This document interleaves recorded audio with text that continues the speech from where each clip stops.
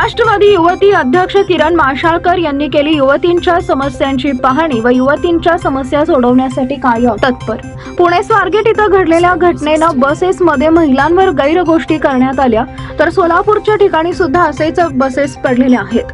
बुर्ला कॉलेजच्या समोर परिसर असलेल्या ठिकाणी कित्येक वर्षापासून बसेस पडल्या आहेत आणि त्या ठिकाणी काही वेगळ्याच गोष्टी होऊ नयेत यासाठी अगोदरच ऍक्शन घेण्यासाठी राष्ट्रवादी युवती अध्यक्ष किरण दीदी माशाळकर यांनी कॉलेजच्या मुलींच्या समस्या ऐकल्या आणि त्या ठिकाणी वेगळी काही गोष्ट होऊ नये यासाठी प्रशासनाला विनंती केली की लवकरात लवकर बुर्ला कॉलेजच्या समोरच बसेसची व्यवस्था व स्वच्छता केली पाहिजे, अन्यथा आम्ही ऍक्शन किंवा कॉलेजच्या सर्व मुलींना घेऊन आंदोलन सुरू करू। या मुली सुरक्षित नाहीयेत असं किरण दीदी माशाळकर यांनी म्हटलंय। या महाविद्यालयात शिकत आहे।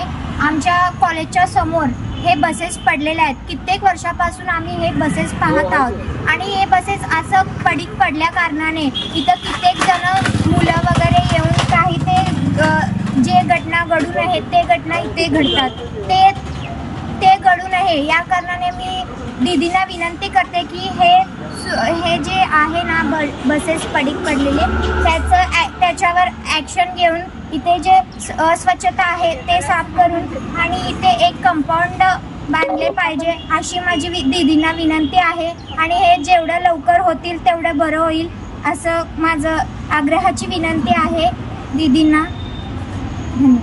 बुर्ला कॉलेजला मी व्हिजिट दिल्यानंतर मला इथल्या युवतींच्या इथल्या मुलींच्या तक्रारी आल्या की कॉलेज समोर ह्या बसेस आहेत, हे तुम्हाला दिसत आहे तिथं बसेस सगळे, तर सगळ्यांना माहिती आहे की पुण्यामधले झालेली घटना, त्यासाठी आमच्या युवती आमच्या मुली कॉलेज इथं समोरच असल्या कारणाने हे टोटली असुरक्षित आहेत आणि ह्याची लवकरात लवकर ह्या बसेसची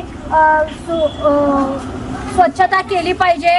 इथं आमच्या मुली सुरक्षित नाही आहेत आणि ह्याचा लवकरात लवकर डिसिजन घेऊन काहीतरी केले पाहिजे। मी प्रशासनाला विनंती करते की ह्याचा लवकरात लवकर ऍक्शन घ्यावे, नाहीतर आम्ही सर्व कॉलेजच्या मुली आंदोलनाला मैदानात उतरू आणि आमच्या पद्धतीने जसं आम्हाला ऍक्शन घ्यायचं आहे आम्ही त्या पद्धतीने निर्णय घेऊया।